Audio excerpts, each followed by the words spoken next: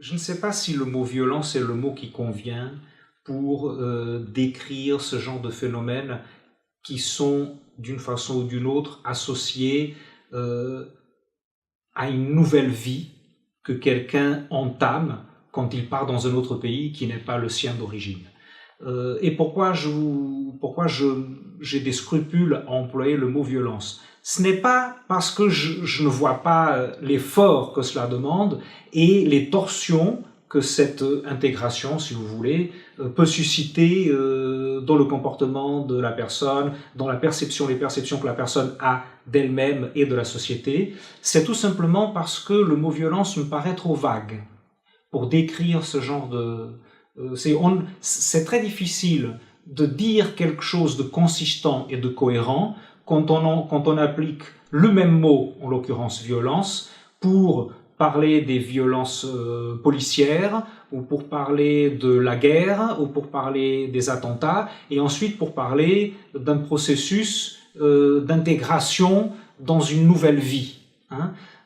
C'est la seule, disons, restriction que j'ai concernant le mot violence. Ça ne veut pas dire que je ne vois pas de la violence un peu partout. Bien évidemment que je la vois, nous la voyons tous. Mais je pense qu'il faut trouver des concepts plus fins, plus précis pour décrire les situations.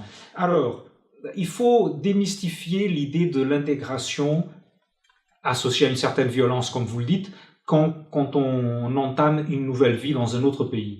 Et pourquoi démystifier? Parce que d'une façon ou d'une autre, on peut dire que depuis que nous sommes nés, toute notre vie consiste à s'intégrer à des choses. On s'intègre d'abord à la famille dans laquelle on est né ou dans laquelle on est élevé. Ensuite, on doit s'intégrer dans l'école et on doit s'intégrer dans le quartier. Donc, vous voyez, s'intégrer, ça veut dire se forger, se former soi-même pour être capable d'être au mieux adapté à une réalité qui nous précède et qui nous entoure et avec laquelle nous devons vivre. Donc, nous nous intégrons et nous faisons un effort pour nous intégrer depuis que nous sommes tout petits. Et bien évidemment, cet effort d'intégration demande beaucoup de travail, beaucoup d'adaptation. Pour un enfant, s'adapter à l'école, quitter la famille, ce n'est pas facile. On connaît plein d'enfants qui pleurent. Il y a tout un ensemble de techniques pour que l'enfant accepte l'absence de ses parents et la présence d'autres enfants avec la maîtresse à l'école. Bon, et tout ça peut être très douloureux. Tout ça peut être aussi joyeux. Avoir des amis quand on est tout petit, aller à l'école, ça peut être aussi un plaisir. Donc, il s'agit de trouver les bonnes modalités pour réaliser ces différentes intégrations. Mais bien évidemment, l'intégration nous transforme toujours. Tout l'effort d'adaptation, tout ça nous transforme, nous forme en réalité, et tout notre effort devrait consister à rendre ce processus le plus joyeux possible, le plus gai, le plus réussi possible. Ce qui implique, par exemple, quand nous sommes parents, cela implique expliquer aux enfants comment on va changer de vie, comment on va aller à l'école, comment on va vivre avec d'autres enfants, avec d'autres adultes. Et puis quand on est adulte et quand il y a dans l'occurrence des migrants, il faut trouver les bonnes conditions pour que cette adaptation soit la plus enrichissante pour tous, pour ceux qui viennent et pour ceux qui y sont déjà. Et puis vous savez aussi, un grand nombre d'entre nous sont là, mais ils partiront. Ils viennent d'ailleurs, ils séjournent, et puis ils partiront aussi. Donc il faudrait idéalement comprendre notre vie, non pas comme une longue période d'attachement à des choses, à des lieux, à des langues, comme si on vivait et si on mourait, c'est-à-dire comme si on passait toute notre vie dans le même monde. Il faudrait au contraire comprendre que nous pouvons changer de langue, nous pouvons changer de pays, nous pouvons changer de ville, nous pouvons changer de vie, il faudrait prendre ces changements comme des moments d'enrichissement et non pas comme des moments d'appauvrissement, de douleur, de perte.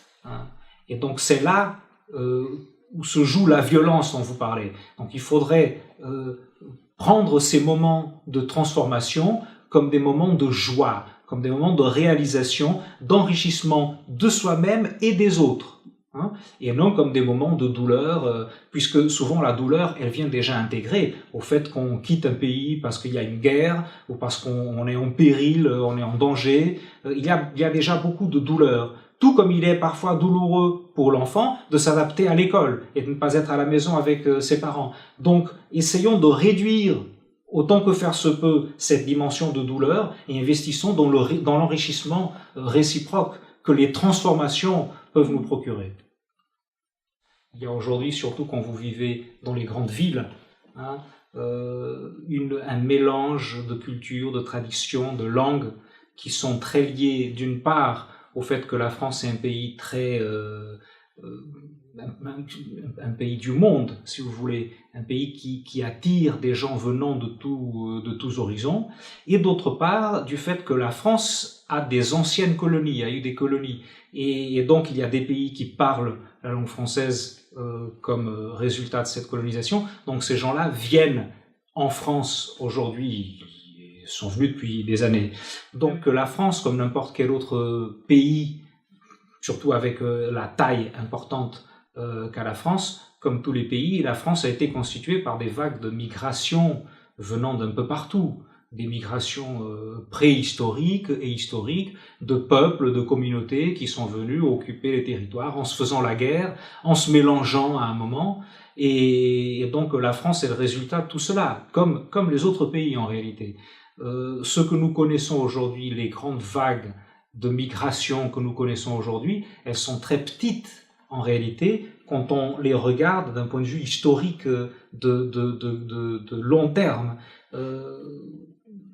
Les grandes vagues de migration changent complètement l'occupation des territoires. Ce n'est pas ce qui se passe aujourd'hui. Nous avons aujourd'hui affaire à des petites vagues de migration en réalité, quand on les regarde d'un point de vue historique.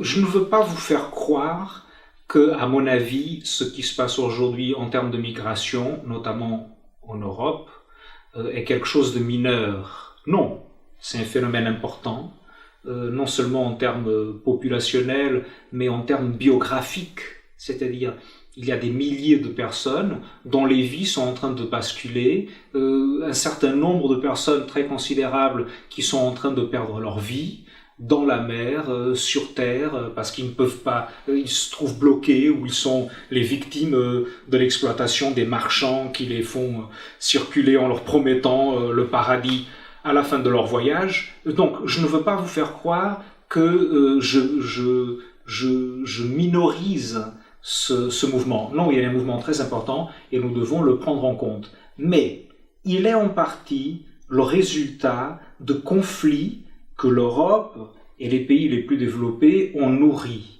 Et je ne sais pas si quelqu'un a déjà fait les comptes de combien les pays fabricants d'armes ont gagné avec les conflits qui ont été et qui continuent d'être alimentés en Afrique du Nord, au Moyen-Orient, au Orient, etc. J'aimerais bien savoir combien de grandes entreprises françaises, allemandes, britanniques, américaines et d'autres pays, sûrement la Chine, la Russie sont également de grands pays fabricants d'armes, se sont enrichis, et de combien avec ces conflits, puisque s'il y a des conflits, c'est qu'il y a bien des armes impliquées, il faut que quelqu'un les fabrique, il faut que quelqu'un les vende. Bon, alors, une partie de la richesse des pays européens est construite sur la base de cette vente d'armes. Ou bien sur la base de la fabrication de murs pour contenir les vagues migratoires. Bon, maintenant, ma perception, et peut-être que je ne suis pas très optimiste, c'est que nous assistons aujourd'hui au début de quelque chose qui va être beaucoup plus intense et beaucoup plus forte. C'est-à-dire aujourd'hui, quelques migrants arrivent à une Europe qui était jusqu'à récemment plus ou moins tranquille de ce point de vue-là. Aussi parce que jusqu'à il y a une trentaine d'années, une vingtaine d'années, le monde était partagé de façon très claire entre le monde soviétique, l'Occident, etc. Bon, je ne dis pas que je souscris à ce genre de désignation, mais le tableau était relativement stable. Hein. Aujourd'hui, ce n'est plus du tout le cas.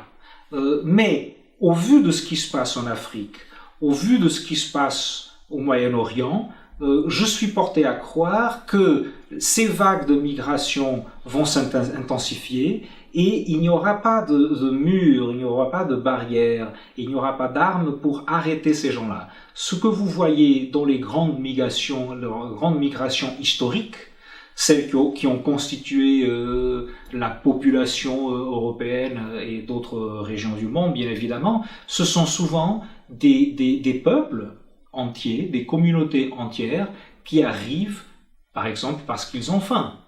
Hein. Et quand on a faim, rien ne peut nous arrêter. Et ça, c'est le drame de la chose. C'est que c'est non seulement un drame pour ceux qui subissent les problèmes qui les poussent à partir dans un autre pays, dans un autre territoire, et puis le drame de ceux qui se trouvent dans ces territoires et qui ne savent pas comment gérer la situation et qui infligent aux autres toutes sortes de violences, toutes sortes de crimes, qui leur imposent toutes sortes de barrières. Et je crois que le problème de la migration, je ne suis pas le seul à le dire et à le pressentir, va être beaucoup plus grave et beaucoup plus dramatique que ce qu'on voit maintenant. À moins peut-être qu'on trouve des solutions de pacification de certaines régions du globe et qu'on permette à ces régions de se développer dans une certaine stabilité. Hein, parce qu'autrement, ces gens-là viendront chercher une autre place et ils viendront le chercher dans les pays considérés comme étant les plus riches. Il y a quelques années, avec quelques collègues, nous avons organisé un livre intitulé « Vivre en Europe ». Vivre en Europe et non pas être européen.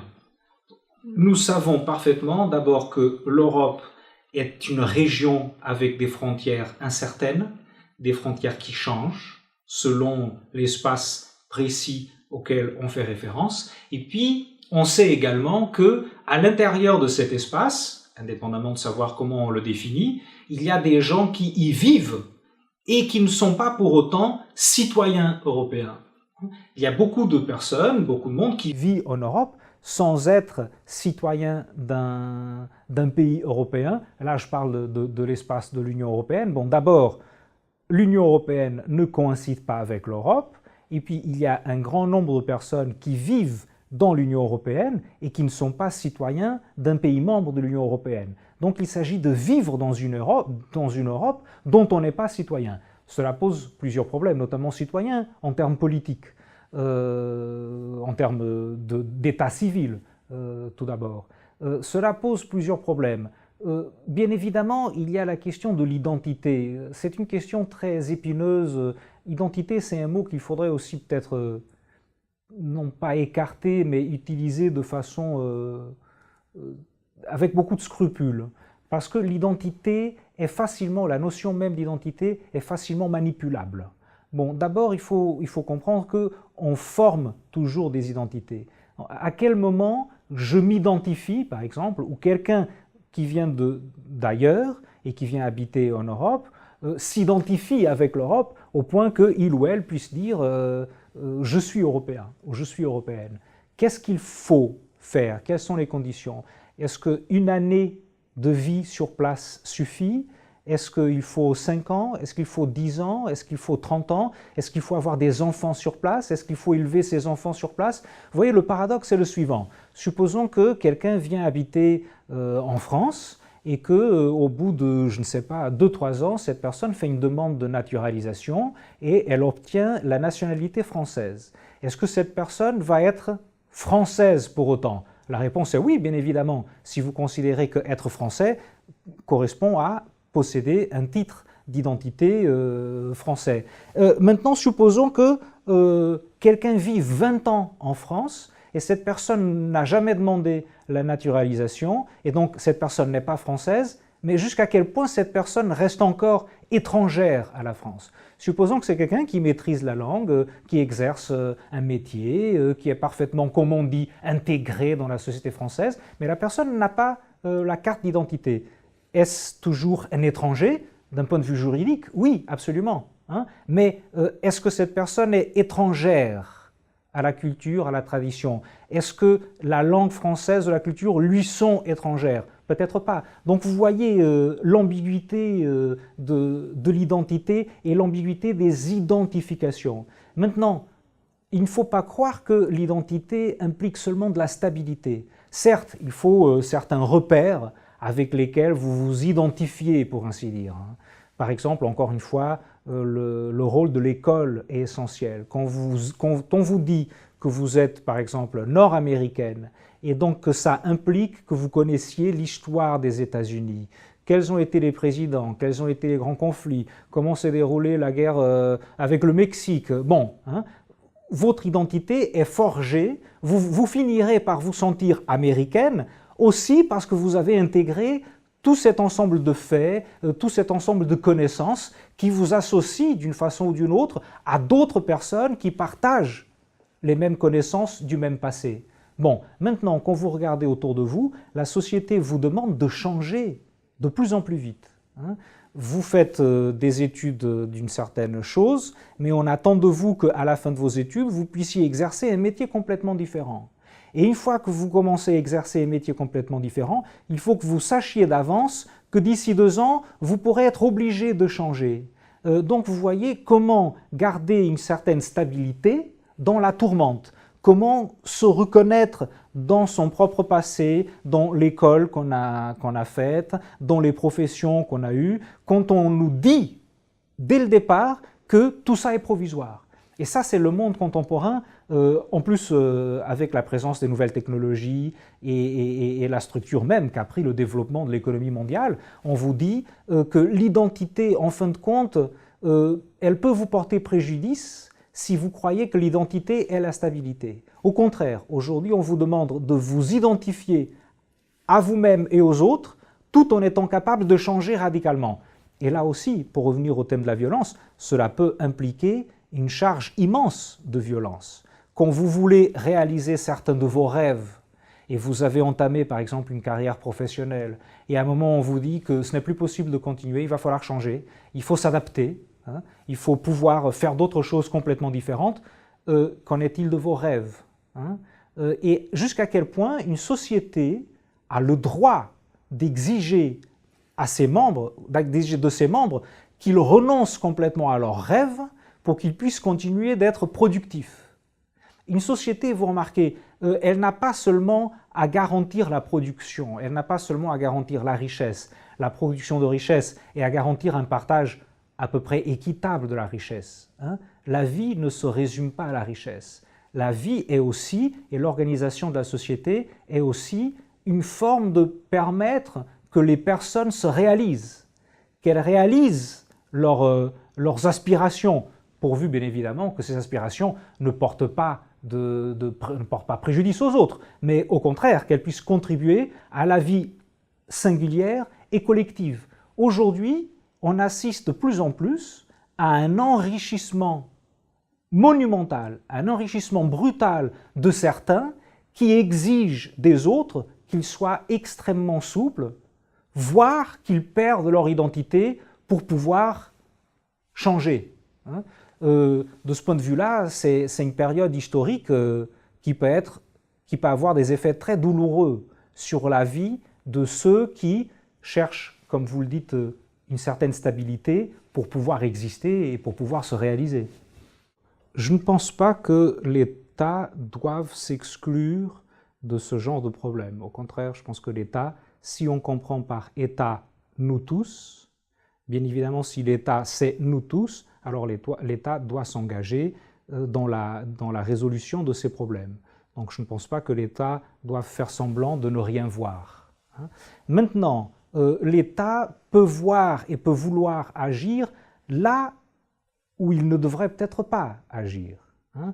Quand l'État légifère pour savoir dans quelles conditions le port du voile par une femme est-il acceptable ou pas, dans quels espaces, j'ai des réserves sérieuses concernant le bien fondé de l'action de l'État. Et je vois, il y a des pays comme le Royaume-Uni ou comme les États-Unis, où, bon, je ne sais pas si c'est pareil dans tous les États de la fédération, mais où les gens peuvent porter un voile s'ils le souhaitent, s'ils ne souhaitent pas, ils ne le portent pas, et ils ne sont pas pour autant marginalisés, voire exclus de certains espaces.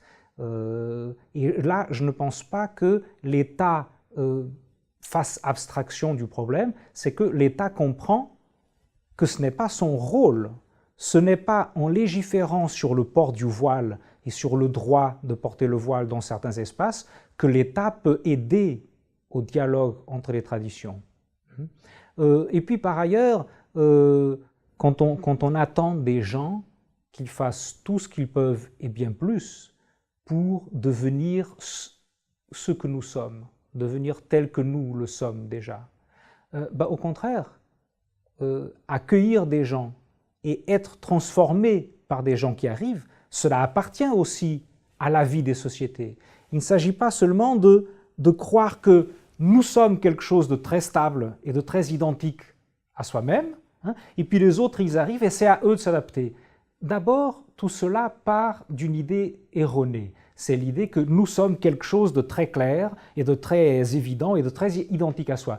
Pas du tout comme ça. D'abord, nous sommes très nombreux, nous, vous pouvez choisir ce que vous voulez, nous les Français, nous les Européens, nous ceux qui voyagent. Bon, hein, nous sommes déjà trop complexes pour avoir l'illusion que nous sommes quelque chose de simple, de stable, quelque chose auquel les autres qui viennent devraient s'adapter. Au contraire, nous sommes multiples, donc moi je peux parfaitement dialoguer avec quelqu'un qui vient d'ailleurs, et mon voisin, pas du tout. Hein?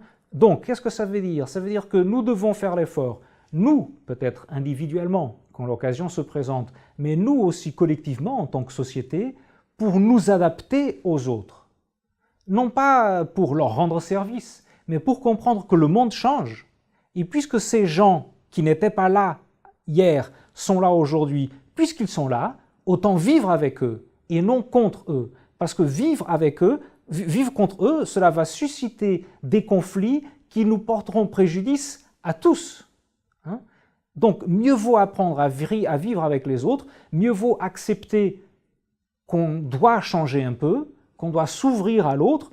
Je ne dis pas bien évidemment tout accepter, hein, mais se transformer pour que l'autre aussi puisse se transformer. Et n'ayons pas de doute, le grand effort de transformation, ce sera à l'autre de le faire, parce qu'il a quitté son pays, il a quitté sa langue, il a quitté son métier, parfois il a quitté sa famille. Il est déjà en train de fournir un effort immense. Donc, à nous de faire un pas pour montrer que mieux vaut vivre ensemble dans les différences que de vivre isolé, en créant une sorte de forteresse avec l'illusion que nous sommes quelque chose d'identique à nous-mêmes. Ce n'est pas le cas.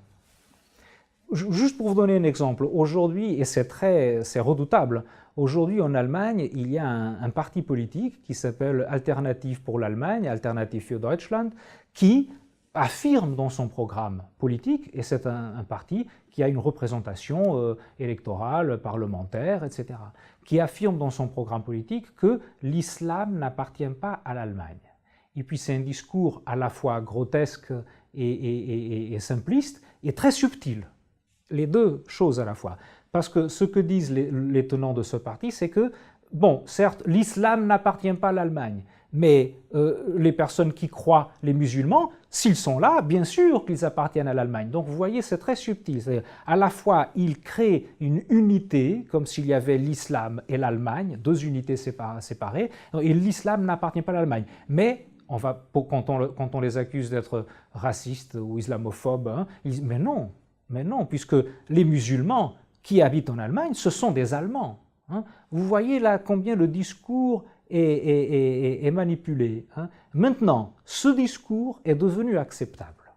Ce discours est devenu acceptable.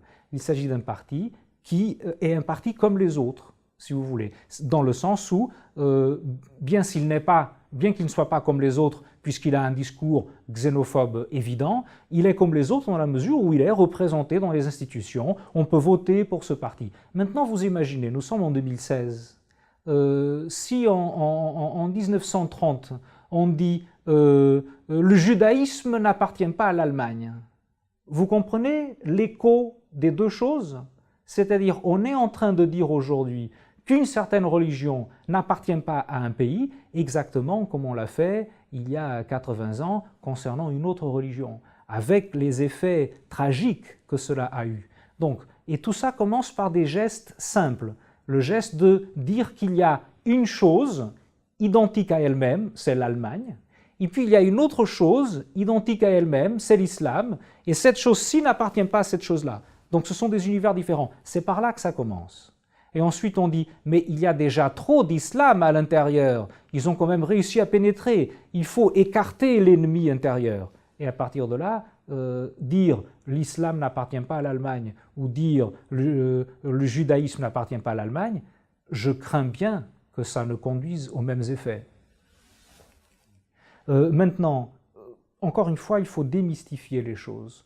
L'Allemagne est un pays. L'Allemagne est un pays depuis 150 ans. L'unification de l'Allemagne a lieu dans la seconde moitié du XIXe siècle. C'est le siècle de la création de pays comme l'Italie, qui n'existait pas avant en tant que tel. Et même aujourd'hui, quand on va en Allemagne, vous voyez bien tous les dialectes. Il y a certes l'allemand, le Hochdeutsch, mais ensuite il y a des dialectes parlés dans toutes les régions. Si vous allez à Berlin, il y a un dialecte berlinois. Si vous allez dans un village, il y aura le dialecte du village.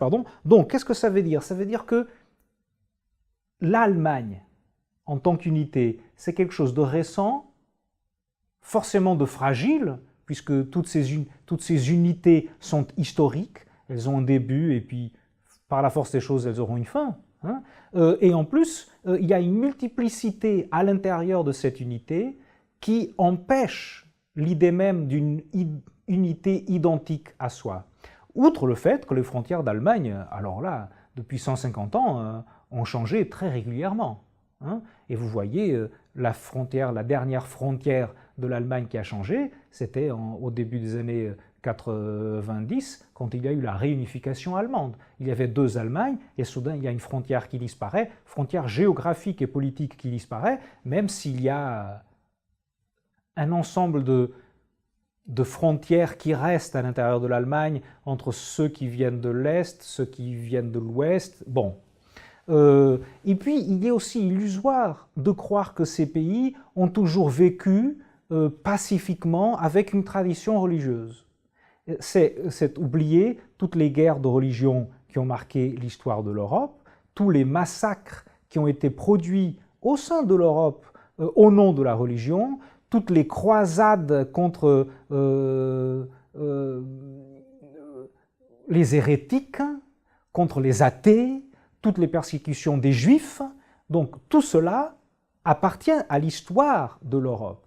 Donc c'est absolument irréaliste de croire que l'Europe est à peu près homogène, qu'elle a toujours vécu pacifiquement avec le christianisme, au contraire, et que donc désormais cette Europe une et pacifiée dans le christianisme ne pourrait pas tolérer la présence d'une autre religion venue d'ailleurs. D'ailleurs, vous savez, quand vous pensez à la partie sud de l'Europe, vous voyez par exemple la péninsule ibérique avec l'Espagne et le Portugal, profondément marquée par une tradition arabe, puisque les Arabes les Maures sont restés pendant des siècles dans la péninsule ibérique, mais vous voyez également en Europe orientale, en Grèce, une église orthodoxe très forte, très présente. Donc tout cela est le résultat de couches historiques qui ne se sont pas superposées pacifiquement, mais qui ont été le résultat de schismes et de guerres de religion très très puissants. Donc c'est complètement irréaliste, pour ne pas dire faux, de croire qu'il y a des unités comme l'Allemagne ou l'Europe qui aurait une seule grande croyance religieuse et qui aurait toujours vécu pacifiquement avec elle, et que désormais il y aurait des gens étranges venus d'ailleurs et qu'il n'y aurait aucune présence et aucune possibilité d'intégration des deux choses. Il n'y a jamais de rupture complète quand on change de vie. Parce que quoi qu'on fasse, on n'arrive jamais à se débarrasser complètement de son passé. On n'arrive jamais à se débarrasser de ce qu'on a été, de ce qu'on a fait de nous, de ce qu'on a fait de nous-mêmes, de ce qu'on a fait de soi-même. Mais on peut essayer de changer radicalement, on peut l'essayer. Et cela peut marcher jusqu'à un certain point, cela peut fonctionner jusqu'à un certain point. Je crois que l'un des phénomènes dont on parle beaucoup aujourd'hui et qui peut représenter le début d'une nouvelle vie, c'est le phénomène de la conversion, le phénomène de la conversion religieuse. Pour quelqu'un qui, par exemple, n'a jamais vraiment eu de croyance religieuse, en tout cas pas de croyance religieuse forte, un jour comprendre que le sens de sa propre vie est ailleurs, dans une transcendance religieuse, cela peut être une coupure radicale avec le passé individuel, le passé de la personne. Et je crois que nous devons prendre très au sérieux cette idée de la conversion aujourd'hui. Il s'agit effectivement d'un changement profond dans la vie que quelqu'un a menée, et même si le passé reste toujours présent, pour ainsi dire, il y a quand même une dimension de renaissance. Voilà. On renaît, et ça c'est évident dans le cas de la conversion religieuse, quand on renaît en Dieu. Hein, c'est une nouvelle naissance. Mais il y a des situations moins radicales. Par exemple, quand on change de pays, souvent à contre-cœur, et on entame une nouvelle vie. Encore une fois, je ne pense pas que le passé puisse être complètement oublié. On ne se débarrasse jamais de son propre passé, mais je crois qu'il y a la possibilité de commencer quelque chose de différent, c'est-à-dire de montrer qu'on n'est pas obligé de rester ce qu'on nous a dit qu'on était. Et là, vous voyez, la question de la nationalité est essentielle. Quand on me dit, puisque je suis né à Lisbonne, que je suis portugais, à un moment, je finis par y croire. Et je finis par croire que, étant né portugais, et étant portugais, je le serai pour le reste de ma vie. Et bien évidemment, oui, parce que le portugais est ma langue maternelle, et d'autre part, non. Ça ne veut pas dire que je ne serai plus portugais, mais ça veut dire deux choses. Ça veut dire que je ne serai plus le portugais que j'étais, je serai autre chose, un portugais différent, et je serai aussi un peu, par exemple, un peu français, ou un peu anglais, ou un peu allemand, ou un peu américain, selon le parcours de vie que je mènerai. Et donc, notamment, ça passe beaucoup par la maîtrise des langues, par la capacité de se déplacer dans d'autres horizons linguistiques.